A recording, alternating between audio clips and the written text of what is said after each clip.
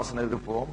9 முதல் 20 வசனங்களை நான் வாசிக்கப் போகிறேன். 9 முதல் 20 வசனங்கள் வாசித்து அதிலே ஒரு சில வசனங்களை இன்றைக்கு போதிக்கப் போகிறோம். 3ஆம் அதிகாரம் 9ஆம் வசனம் முதல். ஆனாலும் என்ன, அவர்களை பார்க்கிலும் நாங்கள் விசேஷித்தவர்களா? எவ்வளவு விசேஷித்தவர்கள் அல்ல. யூதர் கிரேக்கர் யாவரும் பாவத்திற்குட்பட்டவர்கள் என்பதை முன்பு திருஷ்டாந்தப்படுத்தினோமே. அந்தபடியே நீதிமான் ஒருவனாய் உணர்வுள்ளவன் இல்லை, தேவனை தேடுகிறவன் இல்லை. எல்லாரும் வழி தப்பி ஏகமாய் கெட்டு போனார்கள், நன்மை செய்கிறவன் இல்லை, ஒருவனாகிலும் இல்லை. அவர்கள் தொண்டை திறக்கப்பட்ட பிரேத குழி, தங்கள் நாளால் வஞ்சனை செய்கிறார்கள். அவருடைய உதடுகளின் கீழே பாம்பின் விஷம் இருக்கிறது. அவர்கள் வாய் சபிப்பினாலும் கசப்பினாலும் நிறைந்திருக்கிறது. அவர்கள் கால்கள் ரத்தம் சிந்துவதற்கு தீவிரிக்கிறது. நாசமும் நிர்பந்தமும் அவர்கள் வழியில் இருக்கிறது. சமாதான வழியை அவர்கள் அறியாதிருக்கிறார்கள். அவர்கள் கண்களுக்கு முன்பாக தெய்வ பயமில்லை என்று எழுதியிருக்கிறதே. மேலும் வாய்கள் யாவும் அடைக்கப்படும்படிக்கும் உலகத்தார் யாவரும் தேவனுடைய ஆக்கினை தீர்ப்புக்கு ஏதுவானவர்களாகும்படிக்கும் நியாயப்பிரமாணம் சொல்லுகிறதெல்லாம் நியாயப்பிரமாணத்துக்கு உட்பட்டிருக்கிறவர்களுக்கே சொல்லுகிறது என்று அறிந்திருக்கிறோம். இப்படி இருக்க பாவத்தை அறிகிற அறிவு நியாயப்பிரமாணத்தில் வருகிறபடியால் எந்த மனுஷனும் நியாயப்பிரமாணத்தின் கிரியைகளினாலே தேவன் முன்பாக நீதிமானாக்கப்படுவதில்லை. இங்கே எல்லா மனுஷரும் பாவத்திற்கு உட்பட்டவர்களாக இருக்கிறார்கள் என்பதை குறித்து அப்போஸ்தலனாகிய பவுல் இங்கே போதிக்கிறார். எல்லா மனுஷரும், யூதர் கிரேக்கர் எல்லாருமே பாவத்திற்கு உட்பட்டவர்கள் என்று போதிக்கிறார். அதற்காக பல காரியங்களை 10ஆம் வசனத்திலிருந்து சொல்லுகிறார். நீதிமான் ஒருவனும் இல்லை, உணர்வுள்ளவன் இல்லை, எல்லாரும் வழி தப்பி கெட்டு போனார்கள், தொண்டை திறக்கப்பட்ட பிரேத குழி, தங்கள் நாவுகளால் வஞ்சனை செய்கிறார்கள் என்று எல்லாரும் பாவிகள் என்பதற்கு சில ஆதாரங்களை வேத வசனத்திலிருந்து அவர் எடுத்து வைக்கிறார். அவருக்கு இருந்த வேத வசனம் பழைய ஏற்பாடு. இவர் சொல்லுகிற இந்த காரியங்கள் எல்லாம் இந்த லிஸ்ட் வருதே 10ஆம் வசனத்திலிருந்து, நீதிமான் ஒருவனும் இல்லை என்று ஆரம்பிக்கிற அந்த லிஸ்ட், அது எல்லாம் பழைய ஏற்பாட்டிலிருந்து எடுக்கப்பட்டவை. அதிலிருந்து எடுத்து யூதர்களிடத்திலே அவர் யூதர்களுக்கு முக்கியமாக அதை காண்பிக்கிறார். வேத வசனத்திலிருந்து எடுத்து எல்லாரும் பாவம் செய்து கெட்டு போனார்கள், எல்லாரும் பாவத்துக்கு உட்பட்டவர்களாக இருக்கிறார்கள் என்பதை காண்பிக்கிறதுக்காக இதை அவர் சொல்லுகிறார். அந்த லிஸ்டை நாம் கவனிக்க போகிறோம். அதற்கு முன்பதாக இந்த வேத பகுதி குறித்து பொதுவாக சில காரியங்களை நான் சொல்ல விரும்புகிறேன். முதலாவதாக இந்த வேத பகுதி என்ன ஒரு காரியத்தை காண்பிக்கிறது என்றால், யூதர்களுக்கு தேவனுடைய வசனம் இருந்த போதிலும் கூட, 3ஆம் அதிகாரம் முதல் 2 வசனங்களில் பார்த்தோம், யூதர்களுக்கு தேவ வாக்கியம் அருளப்பட்டிருக்கிறது என்று. தேவனுடைய வார்த்தை அவர்களுக்கு வந்தது, அவர் கொடுக்கப்பட்டிருந்தது. தேவனுடைய வார்த்தை உடையவர்களாக இருந்தார்கள். இந்த உலகத்தில் எந்த ஜாதியினருக்கும் இல்லாத ஒரு பெரிய பாக்கியம் இந்த யூதர்களுக்கு கொடுக்கப்பட்டது. தேவனுடைய வார்த்தை உடையவர்களாக இருந்தார்கள். தேவனுடைய வார்த்தை உடையவர்களாக அவர்கள் இருந்த போதிலும் அந்த வார்த்தையை குறித்த அறிவில்லாமல் குருடர்களாக இருந்தார்கள். வார்த்தை இருந்தது, ஆனால் வார்த்தை குறித்த அறிவில்லை, ஒரு வெளிப்பாடு அவர்களுக்கு இல்லாமல் இருந்தது. இதை குறித்தான் கடந்த சில வாரங்களிலே நாம் போதித்து காண்பித்தோம். பரிசேயர்கள், சதுசேயர்கள் மற்றும் இந்த யூத மதத்து தலைவர்கள், போதகர்கள், இவர்கள் வேதத்தை அறிந்து வைத்திருந்தார்கள். வேத வசனம் எங்க இருக்குன்னு தெரியும், வேத வசனத்தை மனப்பாடம், வேதத்தை குறித்த அறிவு அவர்களுக்கு இருந்தது, ஆனால் வெளிப்பாடு அவர்களுக்கு இல்லாமல் இருந்தது. இயேசு சதுசேயரையும் பரிசேயரையும் பார்த்து சொன்னார், உங்களுக்கு வேத வசனமும் தெரியல, தேவனுடைய வல்லமை என்னன்னு நீங்க அறிந்து வைத்திருக்கவில்லை என்று சொன்னார். வேத வசனம் உங்களுக்கு தெரியவில்லை என்று சொல்லிவிட்டார். வேத வசனம் என்ன சொல்லுகிறது என்பது அவர்களுக்கு உண்மையான அர்த்தம் அவர்களுக்கு தெரியாமல் இருந்தது. அந்த விதத்தில் அவர்கள் குருடர்களாக இருந்தார்கள் என்று நாம் பார்க்கிறோம். அது மிகவும் ஒரு துக்ககரமான ஒரு காரியம். வேத வசனம், தேவ வாக்கியம் ஒருவருக்கும் கொடுக்கப்படாத ஸ்லாக்கியம் அவர்களுக்கு கொடுக்கப்பட்டிருக்கிறது. தேவனுடைய வார்த்தை அவருடைய கைகளில் எழுதப்பட்ட வார்த்தையா இருக்கிறது. ஆனாலும் அவர்கள் தேவனை குறித்த ஒரு வெளிப்பாடு இல்லாமல் வாழ்கிறார்கள். ஏன்? பரிசுத்த பவுல் சொல்லுகிறார் 2 கொரிந்தியர் 3ஆம் அதிகாரத்திலே, வேதத்தை வாசிக்கும் போது இவர்கள் முகத்திலே ஒரு முக்காடு இருந்தது என்று. இவருடைய கண்களுக்கு இதனுடைய அர்த்தங்கள் மறைந்திருந்தது, இவர்கள் காணக்கூடாத அளவுக்கு அது இருந்தது என்று பவுல் அப்போஸ்தலன் சொல்லுகிறார். 2 கொரிந்தியர் 3ஆம் அதிகாரத்தை திருப்புவோம். 3ஆம் அதிகாரம் 13ஆம் வசனம் முதல்.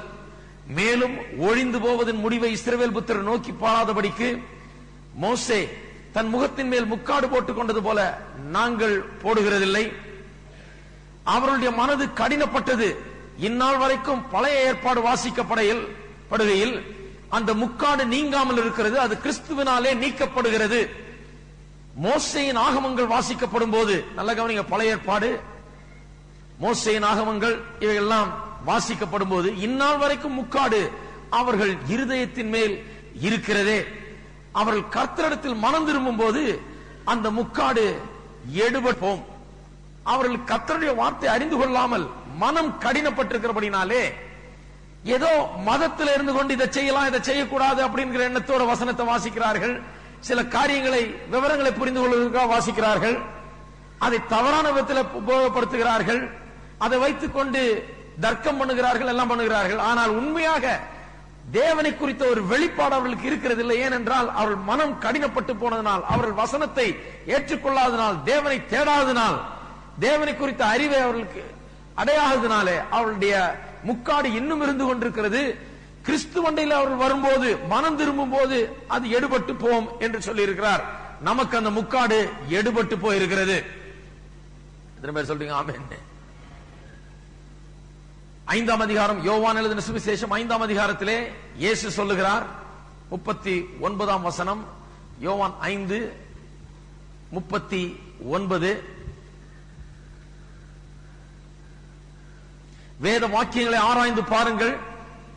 சில மொழிபெயர்ப்பில் இப்படி சொல்லி இருக்கிறது, வேத வசனங்களை ஆராய்ந்து பார்க்கிறீர்கள். அதாவது வேத வசனத்தை படிக்கிறதுல ஒன்றும் குறைவில்லை பரிசேயர்களுக்கும் சதுசேயருக்கும். வேத வசனங்களை ஆராய்கிறதுல அவர்கள் குறைச்சலே கிடையாது. அவர்கள் மிகுந்த பக்திமான்கள். வேத வசனத்தை ஆராய்கிறார்கள். அவைகளில் உங்களுக்கு நித்திய ஜீவன் உண்டென்று எண்ணுகிறீர்களே, என்னை குறித்து சாட்சி கொடுக்கிறவைகளும் அவைகளே. முழுக்க முழுக்க வேத வசனங்கள் பழைய ஏற்பாடு இயேசுவை குறித்து தான் பேசுகிறது, அவரை குறித்து தான் சாட்சியிடுகிறது. ஆனால் வேத வசனத்தை வாசித்துவிட்டு அதன் பெரும் பகுதியை மனப்பாடமாக வாசித்து படித்துவிட்டு இயேசு வருகிற போது அவரை ஏற்றுக்கொள்ளாமல் அவரை தள்ளுகிற ஜனமாய் அவர்கள் இருந்தார்கள். அது மிகப்பெரிய துக்ககரமான ஒரு காரியம். மறுபடியும் ரோமர் 3ஆம் அதிகாரத்துக்கு போவோம். வேத வசனத்தை உடைய மக்களாய் இருந்த இந்த ஒரே ஜாதியினர் யூதர்கள், அவர்கள் வேத வசனம் இருந்த போதும் வேத வசனத்தை குறித்த ஒரு அறிவு வெளிப்பாடு இல்லாமல் குருடர்களாக இருந்தார்கள். இரண்டாவது காரியம், இந்த வேத வசனம் நமக்கு என்ன காண்பிக்கிறது என்று சொன்னால், இந்த பகுதி என்ன காண்பிக்கிறது என்று சொன்னால், எல்லாரும் வழி தப்பி ஏகமாய் கெட்டு போனார்கள். நீதிமான் ஒருவனாகிலும் இல்லை,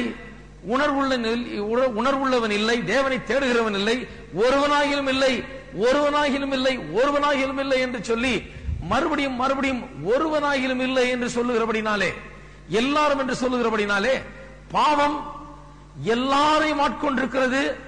எல்லாரும் பாவத்துக்கு அடிமைப்பட்டவர்களாக இருக்கிறார்கள் என்பதை திட்டவட்டமாக இந்த வேத வசனத்திலே நாம் பார்க்கிறோம். மனு வர்க்கமே பாவத்திற்கு உட்பட்டதான் இருக்கிறது என்று நமக்கு அது விளங்குகிறது கிடையாது. நாம் ஒருவரை ஒருவர் பார்க்கிறோம், நாம் சொல்லுகிறோம் இவர் கொஞ்சம் நல்லவருங்க, இவர் கொஞ்சம் உத்தமர், இவர் கொஞ்சம் பெரிய யோகியர், இவர் மிகுந்த நற்குணம் படைத்தவர், ரொம்ப அருமையானவர் அப்படின்லாம் சொல்லுகிறோம். இந்த உலகத்திலே நமக்கு இந்த வித்தியாசங்கள் விளங்குகிறது. ஒருவரை விட இன்னொருவர் நல்லவராய் இருக்கலாம், அப்படியெல்லாம் உலகத்திலே நமக்கு வித்தியாசங்கள் தெரிகிறது. ஆனால் தேவன் மேலிருந்து நம்மை பார்க்கும் போது மனுவர்க்கம் முழுவதையும் பாவம் செய்த ஒரு பாவத்தில் விழுந்து கிடக்கிறதா அவர் காண்கிறார். பாருங்க, எல்ஐசி பில்டிங் மேல ஏறி பார்த்தா கீழே நடந்து போகிற ஆளு 6 அடி ஆளுக்கும் 3 அடி ஆளுக்கும் வித்தியாசம் தெரியாது. அவன் சரியான குள்ளனா இருக்கலாம், இன்னொருத்தன் 6 அடி உயரமா இருக்கலாம். ஆனா எல்ஐசி பில்டிங் மேல இருந்து பார்த்தா அந்த வித்தியாசம் பெருசா தெரியாது. எல்லாருமே எத்தனை தான் தெரிகிறாங்க, எல்லாருமே ஒரு சைஸா தான் தெரிகிறார்கள். ஒண்ணு இந்த சின்ன சின்ன வித்தியாசங்கள்லாம் ஒண்ணு தெரிகிறதே கிடையாது. பெரிய காரு சின்ன காரு, பெரிய ஆளு சின்ன ஆள், இந்த வித்தியாசங்கள்லாம் ஒன்றும் புரிகிறதே கிடையாது. இன்னும் ஏரோப்ளேன்ல இன்னும் உயரமா போய் இன்னும் உயர பறந்து மலைகளின் மேல பறக்கும் போது, மலைகள் காடுகள் வழியாக போகும்போது மலை எல்லாம் பெரிய மலையா தெரியுது. நம்ம இங்க நின்று பார்த்தா பெருசா தெரியுது. அடே அப்ப எவ்வளவு பெரிய மலை. மேல பறந்து கொண்டு கீழே பார்த்தால் ஒரு மலைக்கும் இன்னொரு மலைக்கும் ஒரு பெரிய வித்தியாசமே தெரிகிறது இல்லை. எல்லாம் ஒரு சின்ன மேடு மாதிரி தான் தெரியுது. அவ்வளவு தூரத்துல இருந்து பார்த்தா எல்லாமே ஒரு சின்ன மேடு போலதான் தெரிகிறது. ஒரு இடத்துல நான் வாசித்த ஞாபகம் உண்டு. சொல்லுகிறார்கள், இமயமலை உலகத்திலேயே இருக்கிற அந்த எவரெஸ்ட் பீக், இமயமலையின் உச்சி உலகத்திலேயே இருக்கிற எல்லா மலை உச்சிகளை விட உயரமானது. அதை இந்த பூலோகத்தினுடைய சைஸை எடுத்து இதனுடைய சைஸையும் கணக்கில் வைத்துக் கொண்டு மனதில் வைத்துக் கொண்டு ஒரு சின்ன பில்லியர்ட்ஸ் பால், பில்லியர்ட்ஸ் விளையாடுறாங்க இல்லையா, பில்லியர்ட்ஸ் பால், இவ்வளவு பெரிய பால், அந்த பாலை எடுத்து அந்த பாலை இந்த பூமி என்று நினைத்துக் கொண்டு ப்ரொபோர்ஷனேட்டா அந்த மலையினுடைய சைஸுக்கு இதுல ஒரு சின்ன ஒரு டென்ட் உண்டாக்கினால், இந்த பால் பூமி சைஸ்னா அந்த மலை எவ்வளவு சைஸ் இருக்கணுமோ அவ்வளவு பெரிய டென்ட்டை உண்டாக்கினால், அவர்கள் சொல்லுகிறார்கள், அவ்வளவு பெரிய ஒரு மேட்டை உண்டாக்கினால் சொல்லுகிறார்கள், அந்த பால்ல யார்கிட்டயாவது கொடுத்து பார்த்தால் அதுல ஒரு மேடுமே இல்லைன்னு சொல்லுவார்கள். ஏனென்றால் சாதாரண மனுஷனுடைய விரலுக்கு அது புலப்படாத அளவுக்கு அவ்வளவு சிறியதாக இருக்கும் அந்த மேடு என்று சொல்லுகிறார்கள். விளங்குதானு தெரியல. தேவன் இந்த பூமியை பார்க்கும்போது, இந்த மலைகளை பார்க்கும்போது வேற விதமா பார்க்கிறார். ஒரு பாலை கையில வச்சுட்டு அந்த பால்ல ஒரு சின்ன மேடு இருந்தா எப்படி நம்முடைய கைக்கு, நம்முடைய கை விரல்களுக்கு அது புலப்படுகிறது இல்லையோ, அது போலதான் தேவனுக்கு. இந்த வித்தியாசங்கள் எல்லாம் தேவனுக்கு ஒரு பெரிய காரியம் கிடையாது. மனுஷனுக்கு அவைகள் பெரியவளா இருக்கலாம், ஆனால் தேவனுக்கு அவைகள் பெரியவை கிடையாது. இது தேவன் பார்த்து சொல்லுகிற காரியம், மனுஷன் போதிக்கிற ஒரு காரியம் அல்ல. இவைகள் மனுஷன் சொல்லுகிற காரியம் அல்ல. தேவன் உலகத்தை பார்க்கிறார், மனு வர்க்கத்தை பார்க்கிறார், மேலிருந்து பார்க்கிறார். பார்த்து என்ன சொல்லுகிறார்? ஒருவனும் நீதிமான் இல்ல, ஒருவனுக்கும் உணர்வு இல்ல, தேவனை தேடுகிறவன் ஒருவனும் இல்லை, எல்லாரும் வழி தப்பி ஏகமாய் கெட்டு போனார்கள், நன்மை செய்கிறவன் இல்லை, ஒருவனும் இல்லை, இப்படின்னு சொல்லி மனுஷனை குறித்து அவர் சொல்லுகிறார். அவருடைய பார்வையிலே ஒரு மனுஷனும் நன்மை செய்கிறவன் இல்லை, ஒரு மனுஷனும் நல்லவன் இல்லை என்பதை அவர் அங்கிருந்து பார்த்து சொல்லுகிறார். நமக்குள்ளதான் இங்க பெரிய வித்தியாசங்கள்லாம், நமக்குள்ளதான் இந்த பெரிய வித்தியாசங்கள்லாம். அங்கிருந்து பார்த்தால் ஒன்றும் கிடையாது. மூன்றாவது, இந்த வேத வசனத்தை குறித்து ஒரு பொதுவான குறிப்பு என்ன? மூன்றாவது காரியம், இந்த வசனங்கள் பாவத்தின் கொடூரத்தை நமக்கு விளக்குகிறதா இருக்கிறது. முதலாம் அதிகாரத்திலே எப்படி மனு வர்க்கம் பாவத்திலே விழுந்தது என்பதை காண்பிக்கிறார். எப்படி பாவத்தில் விழுந்து அந்த சகதியில சிக்கி கொண்டு மனு வர்க்கம் பொதுவாக எப்படி விழுந்து கிடக்கிறது என்பதை காண்பிக்கிறார். பாவத்தின் பழக்க வழக்கங்களிலேயும் பாவத்தின் கேடான நிலையிலேயும் அவர் விழுந்து கிடக்கிறார் என்பதை முதலாம் அதிகாரம் காண்பிக்கிறது. இரண்டாம் அதிகாரத்திலே புறஜாதியா இருந்தாலும் சரி, யூதனா இருந்தாலும் சரி, எல்லாரும் பாவத்தில் விழுந்து கிடக்கிறார்கள் என்பதை அவர் காண்பிக்கிறார். மூன்றாம் அதிகாரம் வரும்போது பாவத்தில் ஏதோ விழுந்து கிடக்கிறார்கள், பாவத்திலே இருக்கிறார்கள் என்றல்ல, அதை விட ஒரு கொடூரத்தை இந்த மூன்றாம் அதிகாரம் விளக்குகிறது. பாவம் என்றால் அர்த்தம் என்ன என்று புதிய ஏற்பாட்டில் பார்த்தால் பலவிதமாக அர்த்தம் சொல்லப்படுகிறது. ஒரு அர்த்தம் என்ன? மிஸ்ஸிங் த மார்க், அதாவது ஒரு குறி வைத்து ஒன்றை அடிக்க முயலும் போது, ஒன்றுக்காக குறி வைக்கும் போது அந்த குறி தவறி எங்கே அடிக்க வேணுமோ அங்க போய் அடிக்காம அதுக்கு முன்னாலே விழுகிறது. அம்பு எய்கிறவன் எய்கிறான், அங்கே ஒரு புள்ளியை பார்த்தவன் எய்ய வேண்டியதா இருக்கிறது. எய்கும் போது அது அப்ப விழாம நடுவுலயே விழுந்து விடுகிறது. மனுஷனுடைய வாழ்க்கை பாவத்தில் இருக்கிறது என்று சொன்னால் அப்படி எந்த விதத்தில் அர்த்தமாகிறதாம்? அவன் எப்படி இருக்க வேண்டுமோ அப்படி இல்லாமல் அவன் இஸ் மிஸ்ஸிங் த மார்க், அவன் குறி தவறி விட்டவனாக, நடுவிலேயே விழுந்து விட்டவனாக, அவன் சரியாக தன்னுடைய வாழ்க்கை ஆளாதவனாக இருக்கிறான், குறி தவறினவனாக இருக்கிறான் என்று அப்படியாக ஒரு அர்த்தம் சொல்கிறது. இன்னொரு அர்த்தம் என்ன சொல்லுகிறது? ஓவர் ஸ்டெப்பிங் அ பவுண்டரி, ஒரு எல்லையை போட்டு இதுக்குள்ள இரு என்று சொல்லுகிறோம், ஆனால் அந்த எல்லையை அவன் மீறுகிறான். குழந்தை சொல்லுற அந்த ரூம் விட்டு வெளியே வராதுன்னு குழந்தை என்ன பண்ணுது? எங்க வரக்கூடாதோ அங்க வந்து நிக்கிறது. அது போல ஒரு மீறுதல், குறிப்பிட்ட ஒரு சட்டத்தை அல்லது ஒரு கட்டளையை மீறுதல் என்று பாவத்தை குறித்து அப்படியாய் சொல்லுகிறார்கள். இப்படி பலவிதமான அர்த்தம் சொல்லப்படுகிறது. பாவம் என்றால் என்ன என்று நமக்கு விளங்குகிறது. பாவம் என்றால் மனுஷன் பாவத்தில் இருக்கிறான் என்று சொன்னால் அவன் குறி தவறி விட்டவன், நடுவில் விழுந்து போனவன், அவன் வாழ்க்கையை எந்த நோக்கத்துக்காக தேவன் சிருஷ்டித்தாரோ அந்த நோக்கம் வாழாமல் அவன் ஒரு குறைவான வாழ்க்கையை, தேவனுடைய சித்தத்தை நிறைவேற்றாத வாழ்க்கையை வாழ்கிறான் புரிகிறது நமக்கு. அதுதான் பாவம்னு. ஆனால் இங்கே வெறும் அந்த பாவத்தின் அர்த்தத்தை சொல்லவில்லை, பாவத்தின் கொடூரை இந்த வசனங்கள் விளக்குகிறது. என்ன சொல்லுகிறது? 9ஆம் வசனம் சொல்லுகிறது, யாவரும் பாவத்துக்கு உட்பட்டவர்கள் என்று. ஆங்கிலத்திலே இன்னும் அருமையாக சொல்லப்பட்டது, ஆல் ஆர் அண்டர் சின். எல்லாரும் பாவத்துக்கு கீழே சிக்கி கொண்டிருக்கிறார்கள் என்கிறது போல அர்த்தத்தில் சொல்லப்பட்டிருக்கிறது. இந்த பாவத்தின் கொடூரத்தை பாருங்க. இது ஏதோ வெறும் குறி தவறுனது கிடையாது, ஏதோ வழியில் விழுந்து பட்டது கிடையாது, ஏதோ தேவனுடைய சித்தத்தை நிறைவேற்றாமல் அந்த முழுமையான நோக்கத்திற்காக வாழாமல் ஏதோ ஒரு குறைவான வாழ்க்கை வாழ்கிறான் என்கிறது மட்டுமல்ல. அது பாவம் தான். ஆனால் அது மட்டுமல்ல, பாவத்தின் கொடூரம் என்ன? மனுஷனை அதனுடைய அதிகாரம் வல்லமைக்கு கீழாக மனுஷனை அது சிக்க வைக்கிறது என்கிற அர்த்தத்தோடு இங்க சொல்லப்பட்டிருக்கிறது. மனுஷனை அது சிக்க வைத்திருக்கிறது. அண்டர்சின், அண்டர்சின் என்று சொன்னால் பாவத்துக்கு கீழாக இருக்கிறார்கள், பாவத்துக்கு அடியிலே, அதனுடைய அதிகாரத்துக்கு அடியிலே, அதனுடைய வல்லமைக்கு அடியிலே, அதனுடைய ஆட்சிக்கு அடியிலே, அதனுடைய ஆளுகைக்கு அடியிலே, ராஜ்யத்துக்கு அடியிலே, அதனுடைய கட்டுப்பாட்டுக்கு அடியிலே மனுஷன் சிக்கி கொண்டிருக்கிறான் என்கிற அர்த்தத்திலே அப்படியே சொல்லப்பட்டிருக்கிறது. பாவத்தை கவனியுங்கள். மனுஷன் ஏதோ பாவம் செய்தான் என்று சொன்னால் ஏதோ லேசா தவறு செய்து விட்டான் அப்படி கிடையாது. அவன் திருத்திக்குவாங்க தவறெல்லாம், அவன் கொஞ்சம் அவனுக்கு கொஞ்சம் போதிச்சா சரி பண்ணா அவன் நல்லா ஆயிடுவான் அப்படி கிடையாது.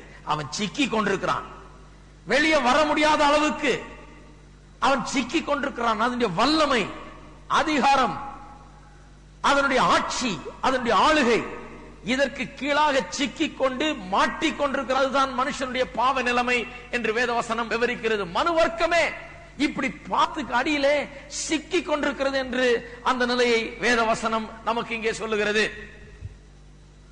கொஞ்சம் எண்ணி பார்க்க வேண்டும். இந்த உலகத்தை நாம் பார்க்கும்போது அந்த கண்ணோட்டத்தோடு பார்க்க வேண்டும். நாம் அந்த இடத்துல தான் இருந்தோம், முன்ன பாவத்துக்கு அடியில சிக்கி கொண்டிருந்தோம். இயேசு வந்து நம்மை மீட்டார்.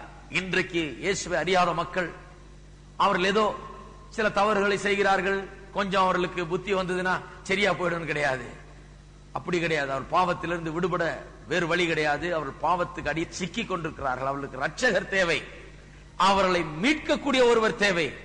இந்த பாவத்தின் வல்லமையை விட பெரிய வல்லமை ஒன்று வந்து இந்த வல்லமையின் இடத்திலிருந்து அவர்களை விடுவிக்க வேண்டும். ரெண்டும் வல்லமை. ரட்சிப்பு என்கிறது ஒரு வல்லமை, பாவம் என்கிறது இன்னொரு வல்லமை. ரட்சிப்பின் வல்லமையை குறித்து தான் ரோமர் 1ஆம் அதிகாரம் 16ஆம் வசனத்தில் சொல்லுகிறார். I am not ashamed of the gospel of Jesus Christ, for it is the power of God unto salvation. அது ரட்சிப்புக்கு ஏதுவான தேவனுடைய வல்லமையாய் இருக்கிறது. ஆகையால் சுவிசேஷத்தை குறித்து நான் வெட்கப்படேன் என்று அப்போஸ்தலனாகிய பவுல் சொல்லுகிறார். அது ரட்சிப்புக்கு ஏதுவான தேவனுடைய வல்லமையாய் இருக்கிறது என்று. ரட்சிக்கிறது என்கிறது ஒரு வல்லமை, பாவத்தை காட்டிலும் பெரிய வல்லமை. மனுஷன் தன்னை தானே ரட்சித்துக் கொள்ள முடியாது. அவன் பாவத்தில் சிக்கி கொண்டிருக்கிறான். அதனுடைய வல்லமை, அதனுடைய ஆளுகை, அதனுடைய ஆட்சிக்கு கீழாக இருக்கிறான். அதனுடைய கட்டுப்பாட்டுக்கு கீழாக மனுஷனை பாவம் வைத்திருக்கிறது. பாவம் ஒரு பெரிய சக்தி. இப்ப புரியும் நினைக்கிறேன் ஏன் சிலர் அப்படி இருக்கிறாங்க. சிலர் சொல்றாங்க, என்னையா எங்க வீட்டுல எல்லாம் நல்லா இருக்கிறாங்க, இந்த ஆள் இப்படி இருக்கிறாங்க. அது பாவத்தின் சக்தி. அது பாவத்துக்கு ஒரு பெரிய வல்லமை இருக்குது பாருங்க. அந்த சக்தி, அந்த கொடூரமான சக்தி, ஒரு அராஜகம் பிடித்தவன் எப்படி ஒருவனை, சக்தியற்றவனை பிடித்து வைத்து அவனை துன்புறுத்துவானோ அதுபோல இந்த பாவம் என்கிற அராஜகம், சக்தி, ஆளுகை, ஆட்சி மனு வர்க்கத்தை பிடித்து அவனை சிக்க வைத்து அவனை அதற்கு அடிமைத்தப்படுத்தி அவனை அதற்குள்ளாக துன்பப்படுத்தி கொண்டிருக்கிறது. அதிலிருந்து அவன் தன்னை மீட்டுக் கொள்ள முடியாது. அந்த சக்தி ஒரு மாபெரும் சக்தி. அதை விட பெரிய சக்தி ஒன்று இருக்கிறது. அதுதான் ரட்சிப்பு என்கிற சக்தி. ரட்சிப்புக்கு ஏதுவான தேவனுடைய வல்லமை. 4வது காரியம், இதை புரிந்து கொண்டால்தான், இந்த வசனங்களில் சொல்லப்பட்டிருக்கிற காரியங்களை புரிந்து கொண்டால்தான், 9 முதல் 20ஆம் வசனத்தில் சொல்லப்பட்டிருக்கிற காரியங்களை புரிந்து கொண்டால்தான் நாம் சுவிசேஷம் என்றால் என்ன என்று புரிந்து கொள்ள முடியும். உதாரணமாக சுவிசேஷத்தில் நாம் என்ன சொல்லுகிறோம்? இயேசு வந்தார், இந்த உலகத்தில் மனுஷனாக வாழ்ந்தார், நமக்காக பாடுபட்டார், மரித்தார், உயிர் தெழுந்தார், இன்றைக்கு பிதாவின் வலது பாரத்தில் இருக்கிறார், மறுபடியும் வருகிறார். இதெல்லாம் சொல்றோம் இல்லையா சுவிசேஷத்துல? எதுக்கு இதெல்லாம் அவசியம்? எதுக்கு இயேசு வரணும்? எதுக்கு தேவன் உலகத்தில் மனுஷனா வரணும்? எதுக்கு மனுஷர் மத்தியில வாழ வேண்டும், எதற்கு மனுஷனுக்காக பாடுபட வேண்டும், எதற்கு மனுஷனுக்காக ரத்தம் சிந்த வேண்டும், எதற்கு மனுஷனை ரட்சிக்க முடியாத ஜீவனை விட வேண்டும், எதற்கு கல்லறையில் அடக்கம் பண்ணப்பட வேண்டும், எதற்கு உயிர்த்தெழ வேண்டும், என்ன காரணத்தினால் இவைகள் எல்லாம் நடக்க வேண்டும், அதை கொஞ்சம் விவரிக்க வேண்டும் என்றால் மனுஷன் எந்த நிலையிலே இருக்கிறான் என்பது நமக்கு சரியாக புரிந்தால்தான் தேவனே எதற்கு உலகத்தில் மனுஷனை வந்து ரட்சிக்க முடியாது வர வேண்டியதா இருக்கிறது, அவனுக்காக பாடுபட்டு ஜீவனை விட்டு ரத்தத்தை சிந்த வேண்டியதா இருக்கிறது என்பது அப்பொழுதுதான் நமக்கு புரியும்.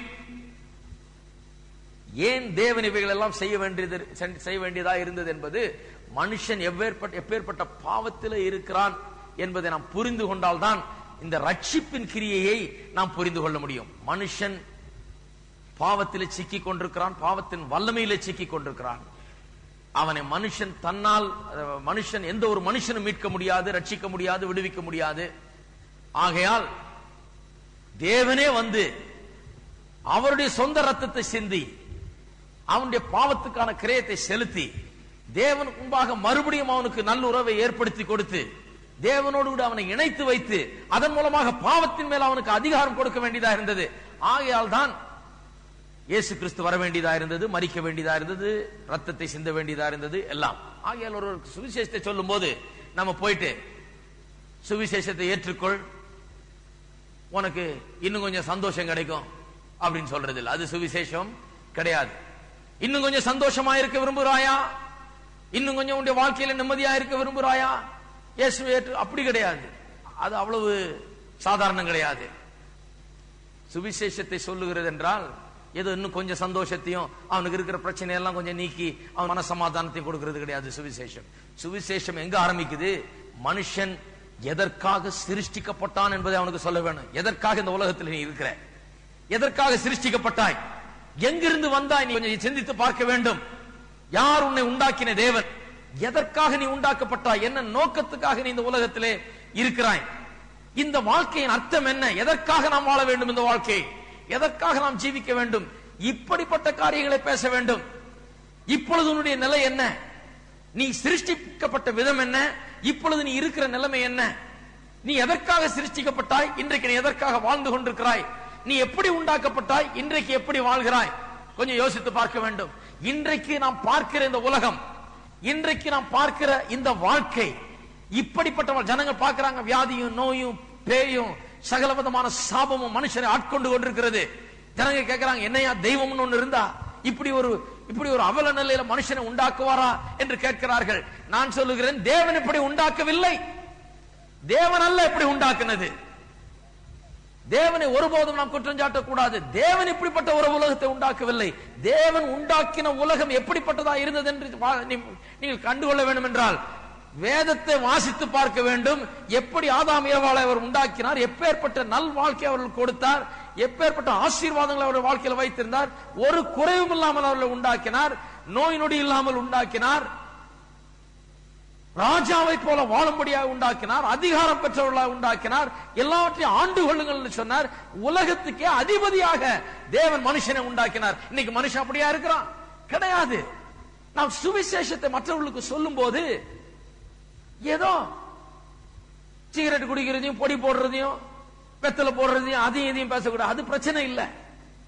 அதெல்லாம் இவங்கிட்ட வந்து ஒட்டிக்கிச்சு. இவன் வந்து பாவியாக தேவனற்றவனாக வாழும் போது இப்படி பல காரியங்களை இவன் செய்கிறான்.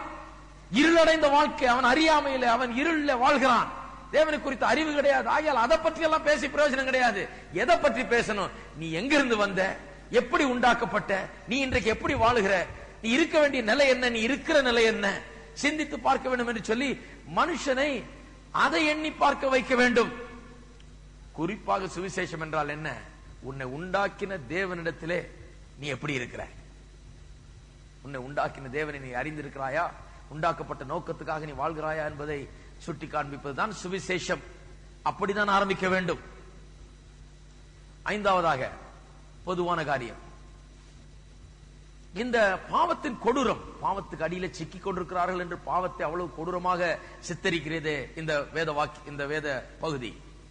இந்த பாவத்தின் கொடூரத்தை சித்தரிப்பதன் மூலமாக தேவனுடைய கிருபையையும், தேவனுடைய கிருபையை, the grace of God, தேவனுடைய கிருபையை அது எடுத்து காட்டுகிறதா இருக்கிறது.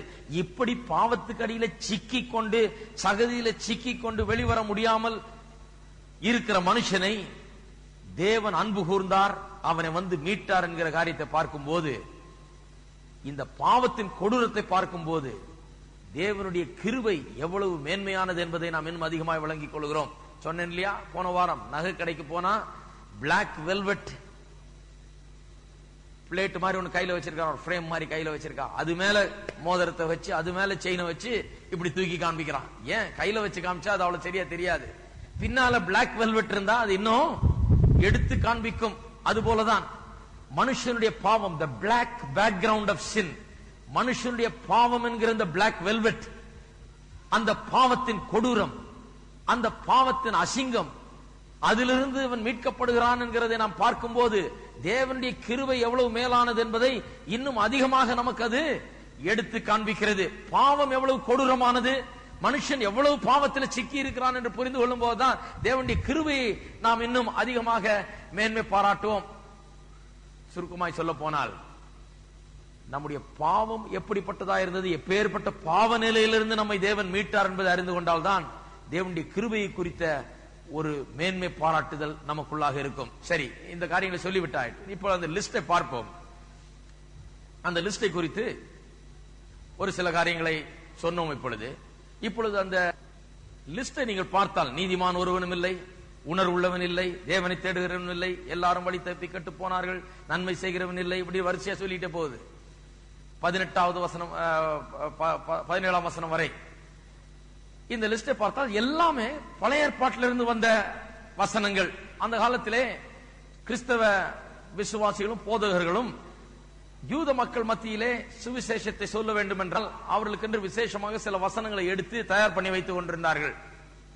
ஏனென்றால் யூத மக்கள் தாங்கள் தேவனுடைய வாக்கியத்தை கையில் வைத்திருந்தபடினாலே, தேவாலயங்களுக்கு சென்று வந்தபடினாலே, மத சடங்குகளையும் சம்பிரதாயங்களையும் பின்பற்றி வந்தபடினாலே அவர்களுக்கு என்ன நினைப்பு, நம்ம எல்லாம் ஓகே, அவன் புறஜாதிக்கு தான் போய் சொல்லணும், புறஜாதிக்கு தான் தேவன் அறியாம இருக்கிறாங்க, நாமெல்லாம் தேவன் அறிந்தவர்களா இருக்கிறோம், ஏனென்றால் எங்களுக்கு வேதம்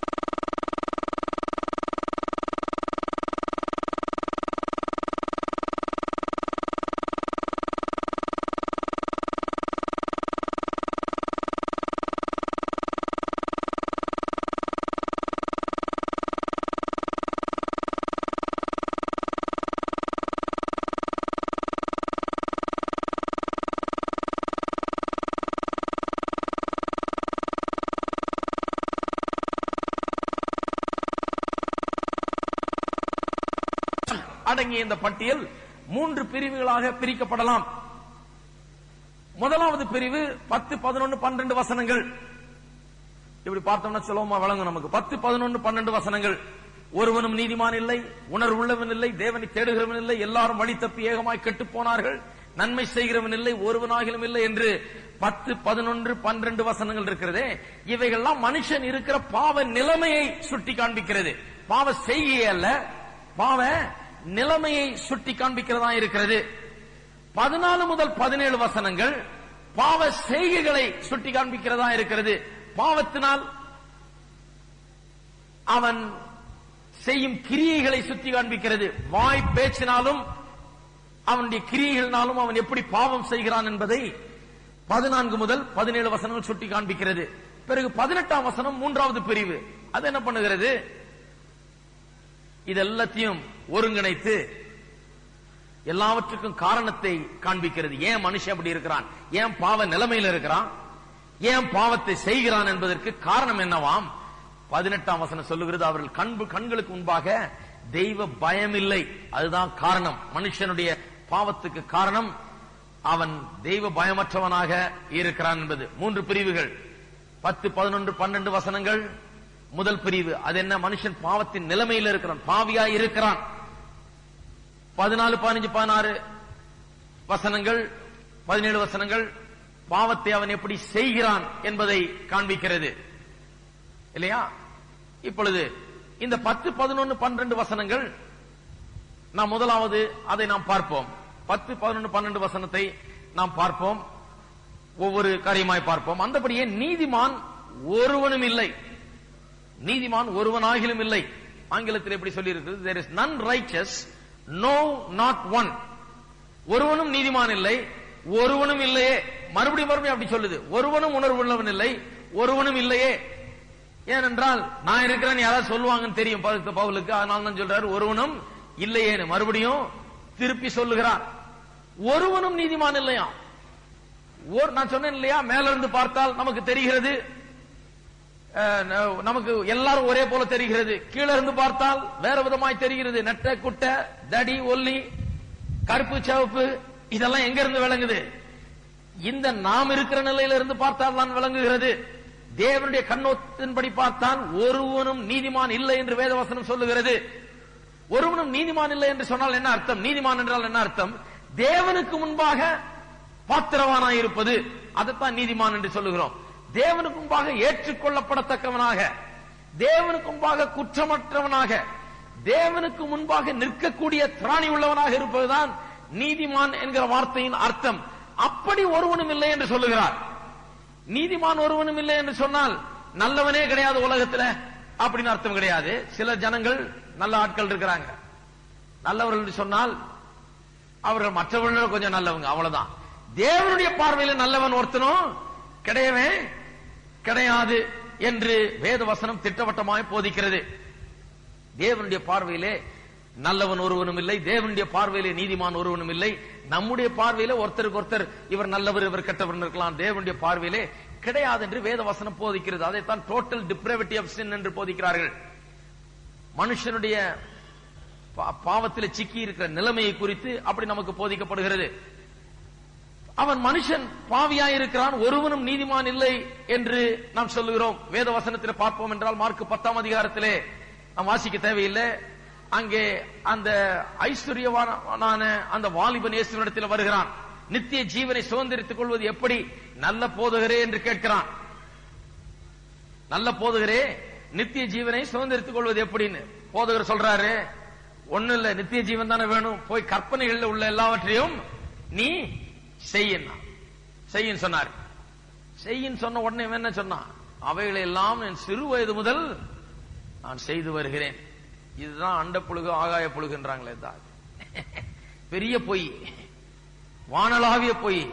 வானத்தில் இருக்கிற தேவன்கிட்டயே பொய் சொல்றவன் என்ன சொல்றான்? சிறு வயது முதல் இவை எல்லாம் அப்படியே செய்துட்டு வர ஆண்டவரே, ஒண்ணு கூட தவறாம அப்படியே செய்துகிட்டு வர்றேன் அப்படி என்று சொல்லுகிறான். அப்படி சொன்னபடினாலேதான் அவனை பார்த்து என்ன சொல்லுகிறார்? சரி, இதெல்லாம் செய்துட்டு வர்றல்ல, என்ன இப்ப செய்துட்டு வர்றல்ல, ஆகியால் நீ என்ன பண்ணு, போய் உன்னுடைய எல்லா சொத்துக்களையும் வித்து அது எல்லாவற்றையும் தரித்திரருக்கு கொடுத்துட்டு என்ன வந்து பின்பற்றினார். இதை வச்சுட்டு என்ன சொல்றாங்க பாருங்க, இயேசுவை பின்பற்றணும்னா எல்லா சொத்தையும் வித்து எல்லாத்தையும் ஏழைகளுக்கு கொடுத்துட்டு அப்புறம் வந்து இயேசுவை பின்பற்றணும் கிடையாது. வேதவசனம் அப்படி போதிக்கல. எதுக்கு இயேசு அப்படி சொன்னார்? இவன் தனக்குள்ள எந்த குறையுமே கிடையாது, எல்லா பிரமாணத்தையும் அப்படியே செய்துகிட்டு வர்றேன்னு சொல்றானே, இவனுக்குள்ள குறை இருக்கிறது என்பதை எப்படி காண்பிப்பது? இவனுக்குள்ள இந்த பணத்தை குறித்த இச்சை ஆசை இவனை ஆட்கொண்டு கொண்டிருக்கிறது என்பதை எப்படி காண்பிக்கிறது? இச்சையாதிருப்பாயாக என்பதுதான் கடைசி கற்பனை. அந்த கற்பனைக்கு இவன் கீழ்ப்படியல, அந்த கற்பனைக்கு இவன் அடங்கல. இவனுக்குள்ள இச்சை ஆட்கொண்டு கொண்டிருக்கிறது. இதை எப்படி இவனுக்கு எடுத்து காண்பி? எனக்கு ஒண்ணு இல்ல, எனக்கு ஒண்ணு இல்லன்றான். டாக்டர்கிட்ட போய் எனக்கு வியாதியே இல்ல டாக்டர், எனக்கு ஒண்ணு இல்ல, விடுங்க விடுங்க, கண்டிப்பா ஸ்கேன் எடுத்து போட்டோ பிடிச்சுதான் காமிக்கணும் என்ன இருக்குதுன்னு. ஆகையால் தான் இயேசு சொன்னார், உனக்கு எல்லாம் உள்ள இருக்கிற எல்லாத்தையும் விற்று தரித்திரத்துக்கு கொடுத்து என்ன பற்றி பின்பற்று வான்னு. அவன் மிகுந்த துக்கத்தோடு போனான்னா, ஏன்னா அவனுக்கு மிகுந்த ஆஸ்தி இருந்தது. பாருங்க, நிரூபிச்சிட்டாரா இல்லையா? நிரூபித்து விட்டாரா இல்லையா? எல்லாவற்றையும் பின்பற்றினேன்னு சொல்லுகிறான், ஆனால் அவன் எல்லாவற்றையும் பின்பற்றியவில்லை. அப்படி பின்பற்றுகிற மனுஷன் ஒருவனும் இல்லை. தேவனுடைய பார்வையிலே அப்பேற்பட்ட ஒரு நல்லவன், அப்பேற்பட்ட நீதிமான் ஒருவனும் இல்லை என்று வேதவசனம் திட்டவட்டமாய் போதிக்கிறது. எல்லாரும் பாவத்துக்கு அடியிலே இருக்கிறார்கள், அப்பேற்பட்ட நீதிமான் ஒருவனும் இல்லை. பாருங்க, நல்ல குடும்பத்திலிருந்து நல்ல வாழ்க்கை வாழுகிற டீசென்டான பீப்புளா இருக்கலாம், அவர்களையும் வேதவசனம் என்ன சொல்லுகிறது? பாவத்துக்கு அடியிலே சிக்கி கொண்டிருக்கிறார்கள் என்று. குடித்துட்டு ரோட்ல பிறல்றவனா இருக்கலாம், பலவிதமான கேடான காரியங்களை செய்கிறவனா இருக்கலாம், அவனையும் வேதம் என்ன சொல்லுகிறது? அவன் பாவத்துல சிக்கி கொண்டிருக்கிறான் என்று சொல்லுகிறது. ஆகையால் தான் நீங்கள் ரட்சிக்கப்பட வரும்போது யாரும் வந்து எங்கிட்ட உங்க பாவத்தை எல்லாம் உங்க நீங்க என்னென்ன பண்ணீங்க, எத்தனை கொலை பண்ணீங்க, எத்தனை ஜெயில உடைச்சீங்க, என்ன பண்ணீங்கன்னு சொல்ல வேண்டிய அவசியமே கிடையாது. நீங்க எவ்வளவு பெரிய பாவம் செய்தான்னா, இல்ல ஒரு பெரிய இந்த மாதிரி பொல்லாத காரியங்களை செய்யாமல் இருந்தால் எல்லாரையும் வேதம் என்ன சொல்லுகிறது? எல்லாரும் பாவிகள் என்று சொல்லுகிறது. ஆகையால் தான் அதுக்கு நம்ம இங்க முக்கியத்துவம் கொடுக்கிறது கிடையாது. எதுக்கு முக்கியத்துவம் கொடுக்கிறது கிடையாது. நம்முடைய பாவங்கள்லாம் என்னன்னு கேட்கறதுக்கு முக்கியத்துவம் கொடுக்கிறது கிடையாது. தேவன் அதுக்கு முக்கியத்துவம் கொடுக்கிறது கிடையாது. ஆகையால் தான் ரட்சிக்கப்பட விரும்புகிறேன் வந்து அவனுடைய பாவத்தை எல்லாம் சொல்லி, ஆண்டவரே நான் மெட்ராஸ் ஜெயில உடைச்சேன், வேலூர் ஜெயில உடைச்சேன், நான் இந்த பேங்க்ல திருடினான், இதை சொல்ல வேண்டியதில்லை. அவன் பாவி. தேவன் ஏற்கனவே சொல்லிட்டார், நான் பாவியாக வருகிறேன், ஆண்டவரே என்னை ஏற்றுக்கொள்ளும், என்னை சுத்திகரித்து கழுவும், நீர் எனக்காக மரித்தீர், உடைய ரத்தத்தை சிந்தினீர், இன்றைக்கு உயிர் தெழுந்தீர், எனக்குள்ள நீர் வாரும், என்னுடைய பிள்ளையாக மாற்றும், நீர் எனக்காக மரித்தீர் என்று விசுவாசிக்கிறேன், தேவன் உம்மை உயிரோடு எழுப்பினார் என்று நான் விசுவாசிக்கிறேன் சொன்னா போதும். இவனுடைய பாவம் எல்லாம் சொல்ல வேண்டிய அவசியம் கிடையாது. ஆகையால் தான், ஏன்னா எல்லாரும் பாவிகளா இருக்கிறபடினால நம்ம பாவத்தை அட இவர் பெரிய பாவிங்க. சிலர் சொல்றாங்க, நம்ம சபைகள்ல பாத்தீங்கன்னா இன்னைக்கு பெரிய இது பிரச்சனை என்ன, பெரிய ஒரு காரியம் என்னன்னா, அந்த காலத்துல இருந்து சில ஆளுங்க இருக்கிறாங்க, பெரிய சாட்சியெல்லாம் வச்சிருப்பாங்க. இந்த சாட்சியை வச்சுட்டு ஒரே ஒரு சுத்திட்டு வருவாங்க. ஜெயில உடைச்ச சாட்சி, பேங்க உடைச்ச சாட்சி, திருடினது, அது இது எல்லாத்தையும் சொல்லி இவர் வர்றாருன்னா சபையே ஒரு கூட்டமாயிடும். அந்த காலத்துல எல்லாம் பாத்தீங்கன்னா இந்த பெரிய பெரிய சாட்சி, மந்திரவாதி சாட்சி, சுடுகாட்டுல நான் மைய எடுத்தேன், அதை எடுத்தேன், இதை எடுத்தேன், இப்படி பண்ண அப்படி பண்ணேன்னு சாட்சி சொன்னா எல்லா பெந்தோஸ் ஜனங்களும் ஆணும் வாயை பொழுந்துட்டு போயிடுவாங்க. அப்பா எப்பேற்பட்ட சாட்சி. இங்க அது பண்றது கிடையாது. ஏன்னா அவரும் பாவிதான், இப்படி பெரிய பெரிய வித்தையெல்லாம் செய்யாதாலும் பாவிதான். அப்புறம் என்னத்துக்கு அதை பற்றி பேசுவாங்க? எல்லாரும் பாவிகள், எல்லாரும் இயேசுவினால ரட்சிக்கப்பட்டோம், எல்லாரும் தேவனுடைய பிள்ளைகளா மாறணும், எல்லாருக்கும் அதே இயேசுதான் தேவை. அவருக்கு ரொம்ப ரத்தம் தேவைப்பட்டுச்சு அவரை ரட்சிக்கிறதுக்கு, அவருடைய பாவத்தை கழுவுறதுக்கு இயேசுடைய ரத்தம் அதிகமா தேவைப்பட்டுச்சா? இல்ல விசேஷமா இவருக்கு ஏதாவது இம்போர்ட் பண்ணாங்களா பரலோகத்திலிருந்து? கிடையாது. அவரை எந்த ரத்தம் கழுவிச்சோ அதே ரத்தம் தான் என்னையும் கழுவிச்சு. ஆகையால் தான் இப்பேற்பட்ட சாட்சிகளுக்கு இடம் கிடையாது, இப்பேற்பட்ட சாட்சிகள் அவசியம் இல்ல. சும்மா அதை வச்சுட்டு பெருசு பண்ணிட்டு இருக்க கூடாது. சரி, சிலர் பெரிய பெரிய காரியங்கள்லாம் செய்திருக்கலாம், பொல்லாத காரியங்கள்லாம் செய்திருக்கலாம், ரட்சிக்கப்படலாம். அதை வச்சுக்கிட்டு அதை மேன்மை பாராட்டிட்டு இருக்க கூடாது. இயேசு தேவன் நம்மை பார்க்கும்போது எல்லாரையும் பாவிகளாய் காண்கிறார், மனுவர்க்கத்தையே. அந்த எல்லாரும் பாவிகளா இருந்த நாம் இன்றைக்கு தேவனுக்குள்ளா வந்திருக்கிறோம். நீங்க ஒரு ஆளை விட இன்னும் கொஞ்சம் நிறைய பாவங்கள் செய்திருக்கலாம், நிறைய பெரிய பெரிய காரியங்கள்லாம் செய்திருக்கலாம். ஆனால் அதை பற்றி நமக்கு பொருட்டு கிடையாது. என்னுடைய நண்பர் ஒரு போதகர் இருக்கிறார், அவர் சொல்றாரு, ஒரு நாள் திடீர்னு ஞாயிற்றுக்கிழமை காலையில் 9 மணிக்கு அவர் கதவு வந்து தட்டினாங்களாம். ஆட்கள் 4 பேர் நின்றுருக்காங்களாம் பைபிளை தூக்கிட்டு. இவர் ஞாயிற்றுக்கிழமை காலையில் கோயிலுக்கு 9:30 மணிக்கு கிளம்பணும், 9:30 மணிக்கு கோயில்ல இருக்கணும்னு சொல்லி அவசர அவசரமா கிளம்பிட்டு இருக்கிறாரா, 4 பேர் வந்து கதவு தட்டுறாங்க. என்னையானாரா, மெட்ராஸ்ல இருந்து வந்திருக்கிறாங்க. சரி என்ன விஷயம், ஞாயிற்றுக்கிழமை காலைல வந்திருக்கீங்களா, நான் கோயிலுக்கு போன ஆளை விடுங்க. என்ன விஷயம்? இல்ல பாஸ்டர், இங்க வந்தோம், நீங்க ஒரு நல்ல பெரிய சபை வச்சிருக்கீங்கன்னு கேள்விப்பட்டோம். நாங்க பாருங்க ரயில்வேல வேலை செய்யறோம் எல்லாரும், ஆகையால் ஞாயிற்றுக்கிழமை தோறும் நாங்கள் இப்படி ஒரு ஊருக்கா போறோம், ஃப்ரீயா டிக்கெட் கிடைக்குது எங்களுக்கு, ஆளுக்கு ஒரு எல்லாம் 4 பேர் சேர்ந்து ஞாயிற்றுக்கிழமை தோறும் ஒரு ஊருக்கு போறோங்க, ஒரு சபையில போய் சாட்சி கொடுக்கிறோம். ஆகையால் இன்றைக்கு வந்து ஸ்டேஷன்ல இறங்கி இங்க எது பெரிய நல்ல சபைன்னு கேட்டோம். இவங்க சொன்னாங்க உங்க சபைக்கு போங்கன்னு. ஆகையால் நேரா உங்க கிட்ட வந்தையா, உங்க சபையில இன்னைக்கு சாட்சி கொடுக்கிறோம். இவர் பார்த்தார், இவர் நம்மள மாதிரி போதுகிறவர். இவர் பார்த்தார், என்னையா சார், யாரு சாட்சி கொடுக்க போறதுன்னாரா. இவர் தாங்க. என்ன சாட்சி கொடுப்பார், அவர் ஜெயில உடைச்சவருங்க. ஜெயில உடைச்சு வெளியே வந்தவருங்க அவரு, பெரிய சாட்சி, அதை கேட்கட்டும் உங்க மக்கள். பாஸ்டர் சொன்னாரா, என் சபையை உடைக்காம இருந்தா சரி, ஜெயில உடைச்சு ஆளை கொண்டாந்தீங்க, சபையை உடைக்கிறதுக்கு வேண்டாயா. அவர் சொன்னாராம், முதல்ல ஞாயிற்றுக்கிழமை உங்க ஆலயத்துக்கு போய் கர்த்தருடைய வார்த்தையை கேட்க கத்துங்க. உங்களை பார்த்து எங்க ஜனங்க கெட்டு போக போறாங்க. ரயில்வேல இருக்க ஆளெல்லாம் டிக்கெட்டை, ஃப்ரீ டிக்கெட்டை தூக்கிட்டு ஊரு முழுக்க சுத்தி சபையில போய் நான் சாட்சி கொடுத்துட்டு வர்றேன், எல்லா சபையிலும் போய் சாட்சி கொடுத்துட்டு வர்றது அது நல்லதில்ல. ஊழியம் செய்யுங்க, போய் கர்த்தரை பற்றி மற்றவங்களுக்கு சொல்லுங்க, மற்ற ஆட்களை சந்தியுங்க, அவர்களிடத்துல பேசுங்க, கர்த்தர் உங்களை ரட்சித்தது எப்படி என்று சொல்லுங்க.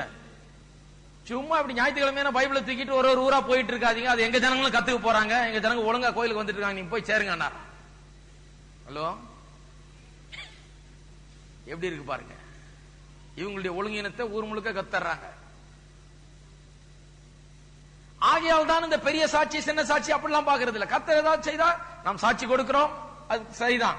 ஆனா இந்த பெரிய பாவிகளை கொண்டாந்து நான் பெரிய பாவியாக்க, நான் இப்படி பண்ணனாக்க அப்படி பண்ணனாக்க, இவ்வளவு பெரிய சாட்சியை கேட்கறதுக்கு ஒரு கும்பலை கூட்டி இப்படி நாம் பண்ணி கொண்டிருக்க வேண்டிய அவசியம் இல்லை. ஏனென்றால் தேவனுடைய பார்வையில் எல்லா பாவிகள். இவர் மட்டும்தானா பாவி?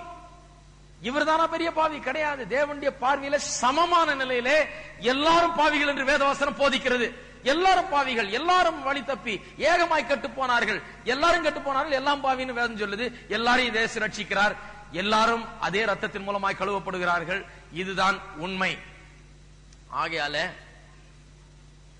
இப்பேற்பட்ட பெரிய சாட்சியை உடைய ஒருவர் ரட்சிக்கப்படுகிறதுக்கும் இப்பேற்பட்ட பெரிய சாட்சி இல்லாத ஒருவர் ரட்சிக்கப்படுறதுக்கும் ஒரு வித்தியாசம் கிடையவே கிடையாது. அப்படிப்பட்ட வித்தியாசத்தை நாம் உண்டாக்குகிறதும் கிடையாது. எத்தனை பேருக்கு புரியுது? அவர் ரட்சிக்கப்படுறதுக்கும் நாம் ரட்சிக்கப்படுறதுக்கு பெரிய வித்தியாசம் இருக்குதா? வித்தியாசமே கிடையாது. அடுத்தது வாசிப்போம். உணர்வுள்ளவன் இல்லை. உணர்வுள்ளவன் என்று சொன்னால் புரிந்து கொள்ளுகிறவன், அதான் உணர்வுள்ளவன் என்று சொல்லுகிறது. அண்டர்ஸ்டாண்ட் பண்ணுகிறவன். உணர்வுள்ளவன் இல்லை. உணர்வுள்ள ஒருவனும் இல்லை என்று சொன்னால் புரிந்து கொள்ளுகிறவன், அறிந்து கொள்ளுகிறவன் ஒருவனும் இல்லை என்று சொல்லுகிறார். ஒருத்தனுக்கும் புரியல, எல்லாரும் குருடா இருக்கிறார்கள், எல்லாருடைய கண்களும் குருடாக்கப்பட்டிருக்கின்றன. அறிந்து கொள்ளுகிறவன், புரிந்து கொள்ளுகிறவன் ஒருவனும் கிடையாது என்று சொல்லுகிறார். பாருங்க, பாவம் என்கிறதற்கு வியாக்கியானமே அல்லது பாவம் என்கிற பொருள் அதுக்கு அர்த்தமே என்ன? ஃபாலி அல்லது ஃபூலிஷ்னஸ் அல்லது மூடத்தனம். மதியீனன் தேவன் இல்லை என்று சொல்லுகிறார். மதியீனன் தேவன் இல்லை என்று சொல்லுகிறார் என்று வேதம் சொல்லுகிறது. பாவிகள் மதியினர்கள். மதியினர்கள் என்றால் என்ன அர்த்தம்? அவர்கள் முட்டாள்கள், மோராகங்கள் அல்லது ஒரு மாதிரி மூளை அறிவு வளர்ச்சி குறை உள்ளவர்கள் என்று அர்த்தம் கிடையாது. அப்படி கிடையாது. மதியினர்கள் என்று வேதம் சொல்லும் போது தேவனை குறித்த அறிவு இல்லாதவர்கள், தேவனை குறித்து அறிந்து கொள்ள முடியாத நிலையில் இருக்கிறவர்கள். எபேசியர் 4ஆம் அதிகாரம் 18ஆம் வசனத்தில் இதை வாசிக்கிறோம். 4:18. அவர்கள் புத்தியில் அந்தகாரப்பட்டு தங்கள் இருதய கடினத்தினால் தங்களில் இருக்கும் அறியாமையினாலே தேவனுடைய ஜீவனுக்கு அந்நியராயிருந்து. புத்தியில் அந்தகாரப்பட்டு, எங்க அந்தகாரப்பட்டிருக்கிறாங்க? புத்தியிலே அந்தகாரப்பட்டிருக்கிறார்கள். ஆவிக்குரிய சத்தியங்களை அவர்கள் அறிந்து கொள்ள முடியாமல் இருக்கிறது. அவர்கள் சிலர் விஞ்ஞானிகளா இருக்கலாம், PhD கூட படிச்சிருக்கலாம், இந்த உலகத்தில் பெரிய அறிவாளிகளா இருக்கலாம், சில காரியத்தில் பெரிய எக்ஸ்பர்ட்ஸா இருக்கலாம். அதான் சொல்ல வர்றேன். மதியீனன் சொன்னா முட்டாள்னு கிடையாது, அவன் ஒண்ணுமே தெரியாதுன்னு கிடையாது. மதியீனன் என்று சொன்னால் புத்தி இல்லைன்னு சொன்னா தேவனுடைய காரியங்களை அறிந்து கொள்ளுகிற அளவுக்கு புத்தி கிடையாது. ஆவிக்குரிய சத்தியங்களை அறிந்து கொள்ளுகிற புத்தி கிடையாது என்று வேதவசனம் இப்படியா சொல்லுகிறது. அவர்கள் புத்தி அந்தகாரப்பட்டிருக்கிறது என்று வேதவசனம் போதிக்கிறது.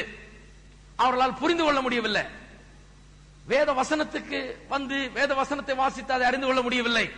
நாம் எப்படி சிருஷ்டிக்கப்பட்டோம், நம்முடைய தன்மை என்ன, தேவனுடைய சாயலில் அவருடைய ரூபத்தில் உண்டாக்கப்பட்டிருக்கிறோம், எப்படி பாவத்தில் விழுந்து போனோம், இன்றைக்கு நாம் பாவத்தில் சிக்கி கொண்டிருக்கிறோம், இப்படிப்பட்ட காரியங்களை போதித்தால் அவர்களுக்கு விளங்குகிறது கிடையாது. ஆகையால் தான் வேதம் சொல்லுகிறது அவர்கள் புத்தியிலே அந்தகாரப்பட்டிருக்கிறார்கள் என்று அப்படியாக அவர்களை குறித்து வேதம் சொல்லுகிறது. மூன்றாவதாக வாசிப்போம். உணர்வுள்ளவன் இல்லை, தேவனை தேடுகிறவன் இல்லை. தேவனை தேடுகிறவன் எவனும் இல்லை. தேவனை தேடுகிறது என்று சொன்னால் தேவனை வாஞ்சிப்பது, தேவனை அறிந்து கொள்ள வாஞ்சிப்பது. தேவனை தேடுவது என்று சொன்னால் தேவனை மகிமைப்படுத்த முன் வருவது. இதைத்தான் தேவனை தேடுவது என்று வேதம் சொல்லுவது. தேவனை தேடுவது என்று சொன்னால் ஏதோ ஒரு மதத்தில் இருப்பது, ஆலயத்தில் இருப்பது, சபையில் இருப்பது, அல்லது சில சடங்காச்சாரம் சம்பிரதாயங்களை செய்வது என்று கிடையாது. சங்கீதக்காரன் சொல்லுகிறான், மான்கள் நீரோடைய வாஞ்சித்து கதறுகிறது போல என் ஆத்துமா உம்மை வாஞ்சிக்கிறது என்று சங்கீதக்காரன் சொல்லுகிறான். அவனுக்குள்ள தேவனை குறித்த ஒரு பெரிய வாஞ்சை, ஒரு தாகம், ஒரு பசி, அவனுக்குள்ள ஒரு பெரிய ஒரு வாஞ்சை அவனை ஆட்கொண்டு கொண்டிருக்கிறது. அப்படிப்பட்ட வாஞ்சையை தான் இங்க தேவனை தேடுகிறது என்று வேதவசனம் சொல்லுகிறது. தேவனை தேடுகிறது என்று சொன்னால் சிலர் சொல்லுகிறான், ஆமா நான் கூட தான் தேவனை தேடுகிறேன். அவர்கள் என்ன சொல்லுவாங்க, தேவனை தேடுகிறது என்று சொன்னால் அவர்களை பொறுத்தவரையில் அவர்கள் செய்கிற ஜபங்கள், இன்னைக்கு காலைல நான் பைபிளை வாசித்தையா, இன்னைக்கு காலைல நான் ஜபம் பண்ணேன், நான் காணிக்கையெல்லாம் ஒழுங்கா கொடுத்துருவேன், நான் சபைக்கெல்லாம் ஒழுங்கா போயிடுவேன், அதுதான் தேவனை தேடுகிறது என்று நினைக்கிறார்கள். தேவனை தேடுகிறது என்று சொன்னால் ஏதோ நாம் பண்ணுகிற அந்த சடங்காச்சாரம் சம்பிரதாயம், நாம் பண்ணுகிற சில ஜபங்கள், நாம் செய்கிற சில காரியங்கள் அல்ல. ஏதோ அறிவு அளவிலே ஏதோ தேவனை அறிந்து கொள்ள முற்படுவது கிடையாது. தேவனை தேடுகிறது என்று சொன்னால் அவருடைய பிரசன்னத்தில் நான் வர வேண்டும், அவரை உண்மையாகவே அறிந்து கொள்ள வேண்டும், என்னுடைய வாழ்க்கையின் மூலமாக அவரை நான் மகிமைப்படுத்த வேண்டும் என்று சொல்லி வாஞ்சிப்பதுதான் தேவனை தேடுவது. தேவனை அப்படி தேடுறவன் யாருமே கிடையாது என்று சொல்லுகிறார். யாருமே அப்படி கிடையாது. எல்லாரும் பாவத்திலே விழுந்து கெட்டு போனார்கள் என்று சொல்லுகிறார். இப்படி பாவத்திலே விழுந்து நீதிமான் ஒருவனும் இல்லை, உணர்வுள்ளவன் இல்லை, தேவனை தேடுகிறவனும் இல்லை என்று அவர்களுடைய தன்மை எது விளக்குகிறது? மூன்று காரியங்கள். பாவ நிலைமையில் இருக்கிறார்கள், சின்ஃபுல் கண்டிஷன், பாவிகளாய் இருக்கிறார்கள் என்பதை விளக்குகிறது. இப்படி பாவிகளாய் இருக்கிறவர்கள், நீதிமான் இல்லாதவர்கள், உணர்வில்லாதவர்கள், தேவனை தேடாதவர்கள், இவர்கள் தான் பாவமான காரியங்களை செய்கிறார்கள். இவர்கள் தான் பாவ ஜீவியத்தை ஜீவிக்கிறார்கள். இன்னும் கொஞ்சம் விவரம் 12ஆம் வசனத்தில் சொல்லப்பட்டிருக்கிறது. எல்லாரும் வழி தப்பி ஏகமாய் கெட்டு போனார்கள் என்று சொல்லப்பட்டிருக்கிறது. எல்லாரும் வழி தப்பி ஏகமாய் கெட்டு போனார்கள். தேவன் இவர்கள் வாழ வேண்டும் என்று சொல்லி ஒரு வழியை வகுத்து வைத்திருக்கிறார். மனுவர்க்கத்தை உண்டாக்கினது மட்டுமல்லாமல் இப்படித்தான் மனுவர்க்கம் இருக்க வேண்டும் என்று சொல்லி ஒரு பாதை அவர்களுக்காக அவர் வைத்திருக்கிறார். இவர்கள் எல்லாம் வழி தப்பி போனார்கள். ஏசாயா 53:6 சொல்லுகிறது, எல்லாரும் வழி தப்பி போனார்கள், ஆடுகளைப் போல வழி தப்பி போனோம் என்று அங்கே சொல்லப்பட்டிருக்கிறது. வழி தப்பி எல்லாரும் நரகத்தை நோக்கி சென்று கொண்டிருக்கிறார்கள். அதுதான் மனுவர்க்கத்தின் நிலை இன்றைக்கு. பாவ நிலைமை என்ன? வழி தப்பி போனார்கள், மிஸ்ஸிங் த மார்க். அவர்கள் போக வேண்டிய இடத்துக்கு போகாமல் வழி தப்பி தவறான பாதையிலே போய்கொண்டிருக்கிறார்கள். பிரயாணத்தில் பாருங்க, நான் அடிக்கடி பிரயாணம் பண்றேன். சில நேரத்தில் தவறான வழியில போனா 10-20 கிலோமீட்டர் 30 கிலோமீட்டர் போன பிறகு தவறான வழியில வந்து விட்டோம் என்று தெரிந்தால் அதை போல ஒரு பெரிய விரக்தி எதுவுமே இருக்க முடியாது. எல்லாம் வீணா போச்சு, நேரம் வீணா போச்சு, பெட்ரோல் வீணா போச்சு, எல்லாம் போச்சு. 20 மைல் சும்மா வந்துகிட்டு இருக்கிறோம், ஒண்ணுமே கிடையாது, அங்க போக வேண்டிய அவசியமே கிடையாது. மனுஷனுடைய வாழ்க்கை பாருங்க அப்படிதான் இருக்குது. அப்படி மனுஷன் சிந்தித்து பார்ப்பது கிடையாது. தேவன் அவனை எதற்காக சிருஷ்டித்தானோ அதற்காக மனுஷன் வாழவில்லை என்றால், தேவனை அறியவில்லை என்றால், இயேசு கிறிஸ்துவின் மூலமாக தேவனிடத்தில் வரவில்லை என்றால், அவனுடைய வாழ்க்கை வழி தவறி போன ஒருவனை போல இருக்கிறது. அவன் போய்கொண்டே இருக்கிறான். அவன் போக வேண்டிய இடத்துக்கு போகல, அவன் எங்கேயோ போய்கொண்டிருக்கிறான், நோக்கமில்லாமல் வாழ்ந்து கொண்டிருக்கிறான். விரக்தியும் சஞ்சலமும் தவிப்பும் தான் அவனுடைய பங்காயிருக்கும். ஏனென்றால் அவனுடைய வாழ வேண்டிய நோக்கத்துக்காக அவன் வாழவில்லை, அவன் வழி தப்பி போனவன் என்று வேதவசனம் சொல்லுகிறது. ஆகையால் தான் மனுஷனுடைய வாழ்க்கை இன்றைக்கு களைப்பினாலும் சலிப்பினாலும் நிறைந்திருக்கிறது. வாழ்க்கை பாருங்க, சிலர் சலித்துக் கொள்கிறார்கள், சலித்து ஓய்கிறார்கள். ஐயோ போதும், வாழ்க்கை போதும் போதும் இருக்குது என்று சொல்ல. ஏன் போதும் போதும் இருக்கிறது? அவர்கள் வாழ்க்கை தவறான வழியில போய் கொண்டிருக்கிறது. அதுல திருப்தி கிடையாது, எங்கேயும் போய் சேர்றது கிடையாது, எந்த நோக்கமும் கிடையாது, ஒரு டைரக்ஷன் கிடையாது. இங்க இருந்து கிளம்பி நான் வீட்டுக்கு போகணும்னு போனா முழு வேகத்தோட போறேன், இங்க இருந்து கிளம்பி இப்படி போறேன், எங்க போறேன்னு தெரியலன்னு சொன்னா போறது ஒரு சக்தியே இருக்காது. வாழ்க்கையில் அநேகருக்கு சந்தோஷம் இல்லை, சமாதானம் இல்லை, நிம்மதி இல்லை, சலிப்பும் விரக்தியும் இருக்கிறது. ஏனென்றால் வழி தப்பி இவர்கள் தவறான வழியிலே போய்கொண்டே இருக்கிறார்கள் வேதவசனம் சொல்லுகிறது. அடுத்தது காரியம், ஏகமாய் கெட்டு போனார்கள். நன்மை செய்கிறவன், எல்லாரும் வழி தப்பி போனார்கள் என்பது முதலாவது காரியம். ஏகமாய் கெட்டு போனார்கள். கெட்டு போனார்கள் என்பது என்ன? அவர்கள் சிருஷ்டிக்கப்பட்ட அந்த நோக்கத்தை விட்டு அவர்கள் தவறாக போய்விட்டார்கள். அவர்கள் ஒரு காரியத்துக்காக உண்டாக்கப்பட்டார்கள். மனுஷன் ஒரு நோக்கத்துக்காக உண்டாக்கப்பட்டிருக்கிறான். அந்த நோக்கம் நிறைவேறாத போது அவன் கெட்டு போன நோக்கத்துக்காக அவன் உபயோகப்படுத்தப்பட முடியாது. பாலை வாங்குறோம், பாலை வாங்கினா காபி போடுறதுக்குன்னு வாங்குறோம். காபியை போட்டுட்டு பாலை ஊத்தலான்னு பார்த்தா பால் கெட்டு போயிருச்சுன்னா அந்த பாலை ஊத்த முடியுமா? காபியில ஊத்த முடியாது, அது தூக்கி தான் எரியணும். பால் தான் அது, இருந்தாலும் அது கெட்டு போய்விட்டது. மனுஷனுடைய வாழ்க்கை சில நேரத்தில் அப்படிதான். அது ஒரு நோக்கத்துக்காக, ஒரு விசேஷித்த நோக்கத்துக்காக அவன் உண்டாக்கப்பட்டிருக்கிறான், இந்த உலகத்தில் வைக்கப்பட்டிருக்கிறான். தேவன் அவன் உண்டாக்கி இருக்கிறார். ஆனால் அவன் பாவத்தினாலே கெட்டு போனபடினாலே அவன் அந்த நோக்கத்துக்காக பயன்படுத்தப்பட முடியாமல் இருக்கிறது. அவன் கெட்டு போனான் என்று வேத வசனம் சொல்லுகிறது. வழி தப்பி ஏகமாய் கெட்டு போனார்கள். நன்மை செய்கிறவன் இல்லை, ஒருவனாகிலும் இல்லை. நன்மை செய்கிறவன் இல்லை, ஒருவனாகிலும் இல்லை. பாருங்க, நல்லவன் ஒருவனும் கிடையாது. நம்முடைய பார்வையிலே நல்லவர்கள் இருக்கலாம், தேவனுடைய பார்வையிலே நல்லவன் என்று ஒருவனும் கிடையாது. மறுபடியும் அந்த ஐஸ்வர்யவான் வாலிபனை குறித்து ஒரு காரியம் சொல்லுகிறேன். அவன் இயேசுவினிடத்தில் சொல்லுகிறான், நல்ல போதகரே, நித்திய ஜீவனை சுதந்திரித்துக் கொள்ள நான் என்ன செய்ய வேண்டும் என்று. உடனே இயேசு சொல்லுகிறார், there is no one good but God, why do you call me good? நீ ஏன் என்னை நல்லவன் என்று அழைக்கிறாய் என்று சொல்லி அவனை கடிந்து கொள்கிறார். என்ன நல்லவன் கூப்பிடாதேன்னு. அநேகர் என்ன பண்ணாங்க, அந்த வசனத்தை எடுத்து வைத்துக் கொண்டு, பாருங்க, இயேசுவை தேவன் தேவன் சொல்றீங்க, அவர் ஆண்டவர்ன்றீங்க, கடவுள்ன்றீங்க, அவரே சொல்லி இருக்கிறார் நான் நல்லவன் இல்ல, நான் எல்லா மனுஷனை போலதான், நானும் நல்லவன் கிடையாது, கடவுள் ஒருவரே நல்லவர்னு சொல்லிட்டார் இயேசுவே. ஆகையால் வேத வசனமே சொல்லுது, இயேசுவே சொல்றாரு இயேசு கடவுள் இல்ல கிடையாது. என்ன கேட்டீங்கன்னா, அந்த வசனம் தான் முக்கியமாக இயேசு தேவன் என்பதை அதிகமாக நிரூபிக்கிறது. நம்ம இப்ப திருப்போம் அதுக்கு. மார்க் 10ஆம் அதிகாரம்,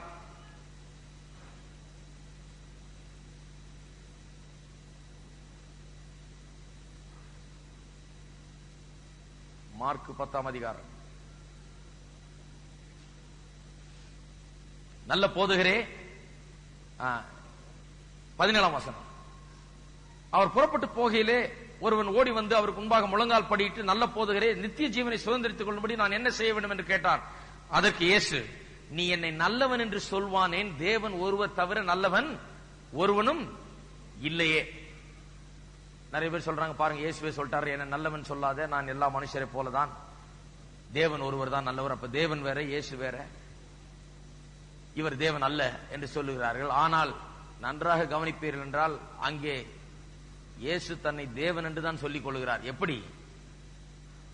இவன் சொல்றான் நல்ல போதகரே என்று, அவர் சொல்லுகிறார் நீ என்னை நல்லவன் என்று சொல்வானேன் என்று. என்ன சொல்றாருன்னா இப்படி சொல்றார், நீ என்ன நல்ல போதகரேன்னு சொல்லாத, ஒன்னு கெட்ட போதகரேன்னு சொல்லு, இல்ல நல்ல தேவனேன்னு சொல்லு.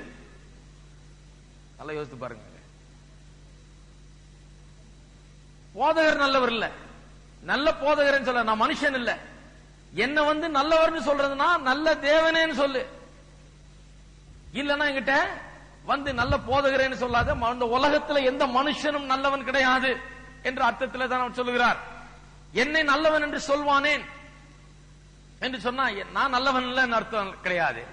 அவர் என்ன சொல்லுகிறார், நான் தேவனாய் இருக்கிறேன் நீ அங்கீகரித்தீனா என்ன நல்லவன் சொல்லு, என்னை நல்ல தேவனே என்று சொல்லலாம், ஆனால் மனுஷர் ஒருவனும் நல்லவர் இல்லையே. இந்த மனுஷனுக்கு என்ன பிரச்சனைனா, இந்த ஐஸ்வர்யவானுக்கு, இந்த வாலிபனுக்கு என்ன பிரச்சனை, மனுஷர்கள் நல்லவர்கள் இருக்கிறார்கள் என்று அவனுக்கு ஒரு எண்ணம். ஏன்னா அவன் தன்னை குறித்து பெரிய நல்லவன் என்கிற எண்ணம் படைத்தவன். தான் நல்லவன், அநேகரை காட்டிலும் நான் நல்லவன், உலகத்தில் இருக்கிற பலரை காட்டிலும் நான் நல்லவன், யோகியன் என்கிற எண்ணத்தோடு அவன் வருகிறான். அவன் அப்படி பேசுகிறான். ஆண்டவர் அவனுக்கு நல்லவன் ஒருவனும் இல்லை என்று காண்பிக்கிறது அவருடைய வேலையா இருக்கிறது. ஆகையால் தான் இங்கே எப்படி பேச்சு நடக்கிறது. அவன் நல்ல போதகரேன் என்றான். இவர் சொல்றார், நல்ல போதகரேன் சொல்லாத, எவனும் நல்லவனே கிடையாது. நல்ல தேவன் ஒருத்தர் தான் உண்டு. என்ன கூப்பிடுறதுன்னா நல்ல தேவனேன் கூப்பிடு, நல்ல போதகரேன் வராத. நான் நல்ல போதகர் கிடையாது, நானே நல்ல தேவன் என்று சொல்லுகிறார். எந்த மனுஷனும் நல்லவன் அல்ல என்று வேதம் போதிக்கிறது. எல்லாரும் பாவம் செய்து ஏகமாய் கெட்டு போறார்கள், நன்மை செய்கிறவன் ஒருவனும் கிடையாது. கொஞ்சம் சிந்தித்து பார்ப்போம். பாவம், பெரிய பாவ கிரியைகளை செய்து பெரிய பொல்லாத காரியங்களை செய்கிறவன் மட்டும்தான் பாவி என்றல்ல. வேத வசனம் சொல்லுகிறது, மனுஷனாய் பிறந்திருக்கிற ஒவ்வொருவனும், இந்த உலகத்திலே மனு வர்க்கத்திலே உதித்திருக்கிற ஒவ்வொருவனும் பாவியா இருக்கிறான் என்று வேதவசனம் திட்டவட்டமாய் சொல்லுகிறது. எல்லாரும், ஒருவனும் இல்லை, எல்லாரும் கெட்டு போனார்கள் என்று வேதவசனம் திட்டவட்டமாய் போதிக்கிறது. எல்லாரும் இயேசு வண்டியில வர வேண்டும், எல்லாரும் இயேசுவின் மூலமாக ரட்சிக்கப்பட வேண்டும், எல்லாரும் ரத்தத்தினால் கழுவப்பட வேண்டும் என்பதுதான் வேத வசனத்தினுடைய நியதி. வேதவசனம் அதை திட்டவட்டமாய் போதிக்கிறது நமக்கு. இன்றைக்கு நாம் சற்று எண்ணி பார்ப்போம், சிந்தித்து பார்ப்போம். தேவனுக்கு முன்பாக நாம் எந்த நிலையிலே நாம் இன்றைக்கு இருக்கிறோம்?